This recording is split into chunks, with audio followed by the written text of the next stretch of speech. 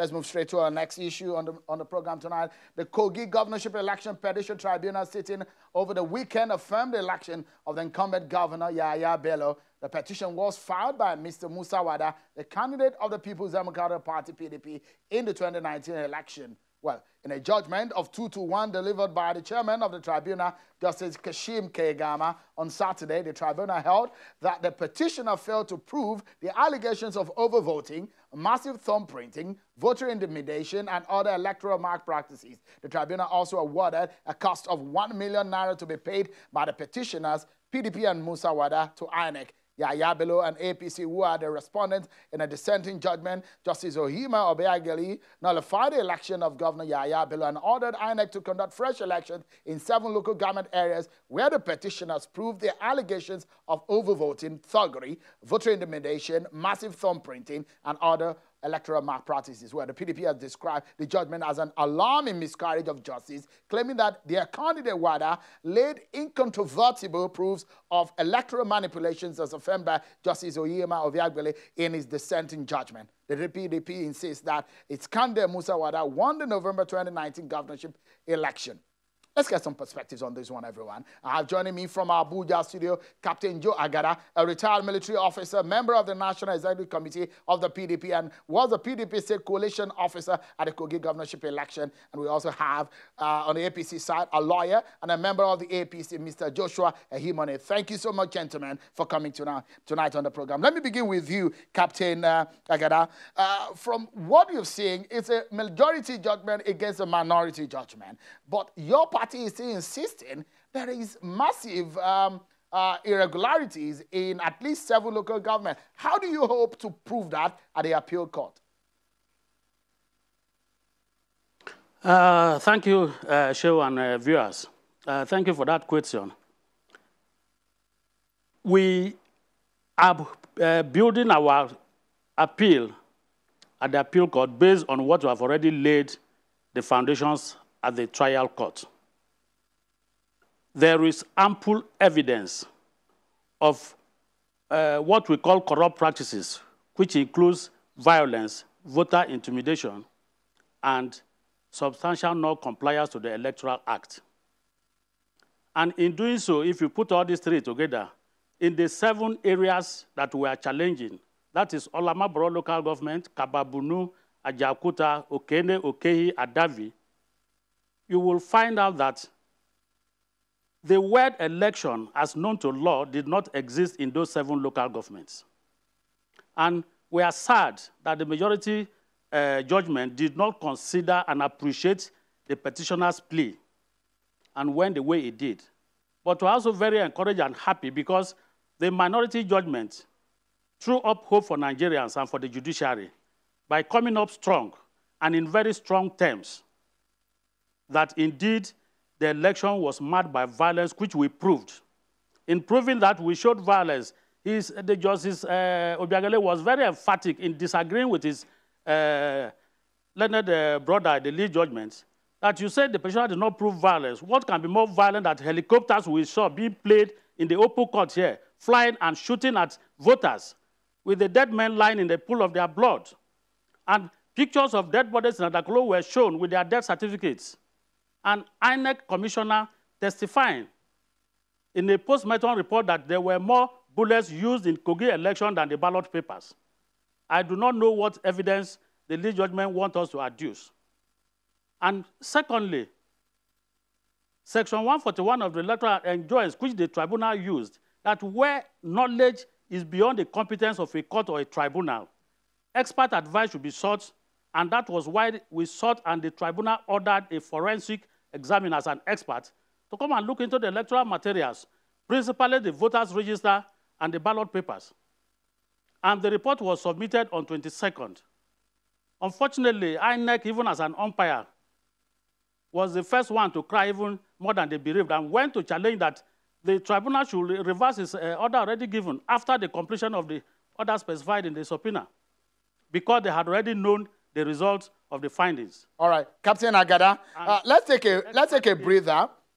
When we come back, we hear from the PDP chieftain and the reaction on what Captain Agada of the PDP is saying, and more on the Kogi governorship tussle. Join us again, everyone. Welcome back, everyone. Let's get back to the conversation over the weekend judgment of the tribunal. It was a 2-1 judgment, but the overall judgment is that the Kogi governor, as his election is affirmed by the tribunal. The PDP candidate, Musa Wada, says is going to appeal it. Tonight we're discussing and dissecting the outcome of that tribunal sitting. Joining me, Captain Agada of the PDP and also Mr. Ehimoni of the APC. Thank you, gentlemen. Let me get your reaction to what Captain Agada has said. Mr. Ehimoni, he said, look, that the minority judgment is what is valid. Do you think so? Well, Sheun, thank you very much for this wonderful opportunity you have given me, Barika de Sala. You must agree with me that election petition matters are fought on the altars of credible and cogent evidence. It goes beyond sentiments and mere allegations. All evidence must be tested openly in court. And to the best of my knowledge, because I was privy to be part of the proceeding as an observer from the beginning to the end, PDP did not do their case substantially. They were not able to prove any case substantially. Now, let us even look at the allegation, which is the basis for the petition. They allege, their allegation can be categorized into 3 major categories. One, substantial non-compliance. Now, another one, corrupt practices. Then that the second respondent, that is Yahaya Adoza Bello, did not score the highest lawful vote. Under substantial non-compliance, they allege overvoting, multiple thumbprinting of a ballot, violence, or intimidation. These are facts that must be proved beyond reasonable doubt. Now, on overvoting, it is surprising to note that the petitioner alleged that there was overvoting in about 724 polling units across 20 local governments. 724 polling units across 20 local governments.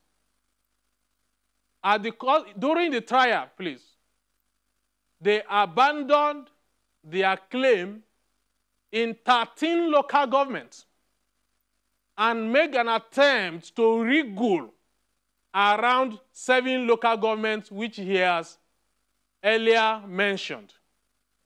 But another surprising thing you must take note of is that even in the 7 local governments, they tried to make comments on, without even proving anything, Okene, Okehi, and Adavi local government, where His Excellency Yahaya Adoza Bello scored over 200,000 votes. No single witness was called to substantiate their claim. The remaining 4 local governments, which is Olamaboro, Lokoja, Kababunu, and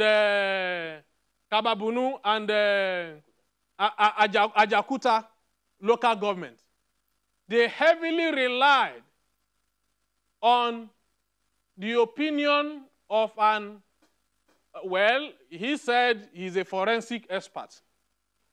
But the opinion of a forensic expert and the card reader,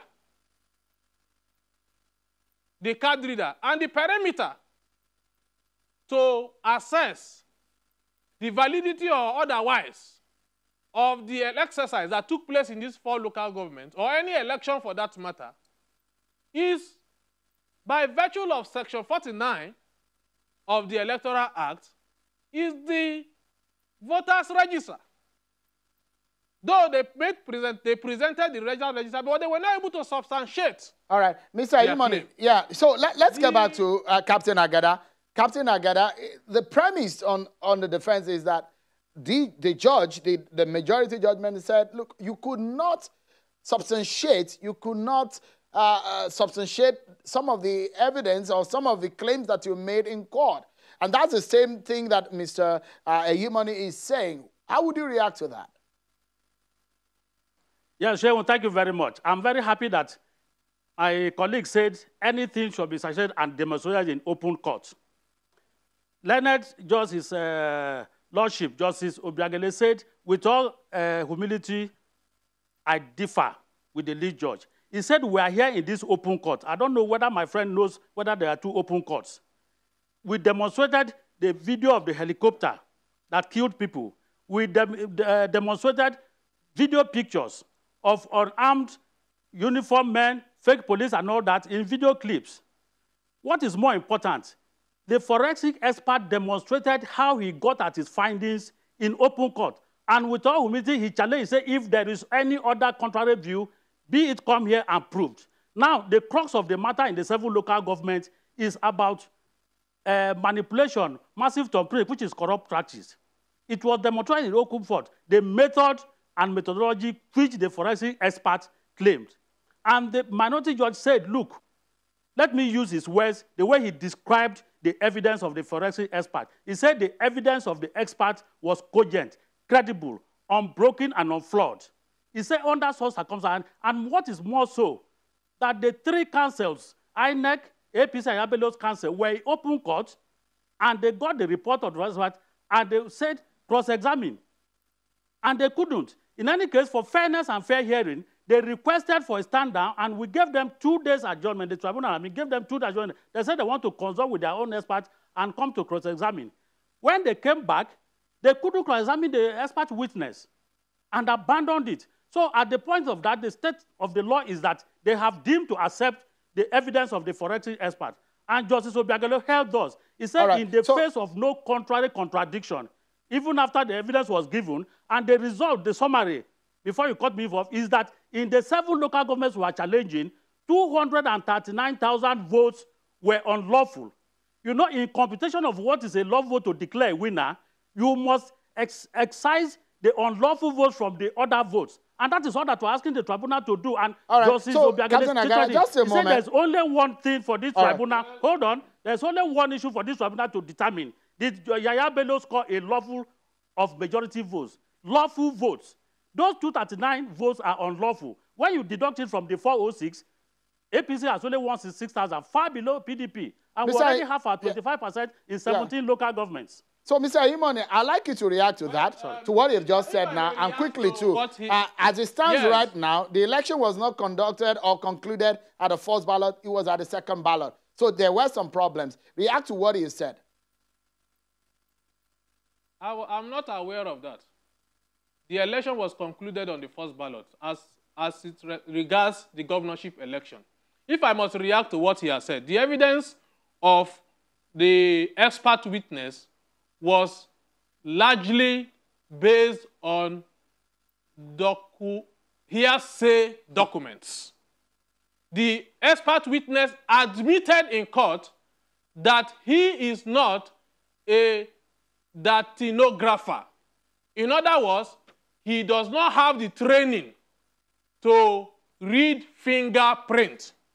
He may be a forensic expert, but he lacks the training to read fingerprints. All doctors are doctors, but not all doctors are gynecologists, and not all doctors are ear or throat or eye doctors. You cannot bring an eye doctor to come and take delivery of a woman who is in labor, the job of a gynecologist. So that is what he demonstrated in court. Mr. Ayimoni, so we must leave it at that, and we look forward to the appeal and what happens afterwards. Thank you so much, Captain Agada and Mr. Ayimoni, for your time tonight on the program.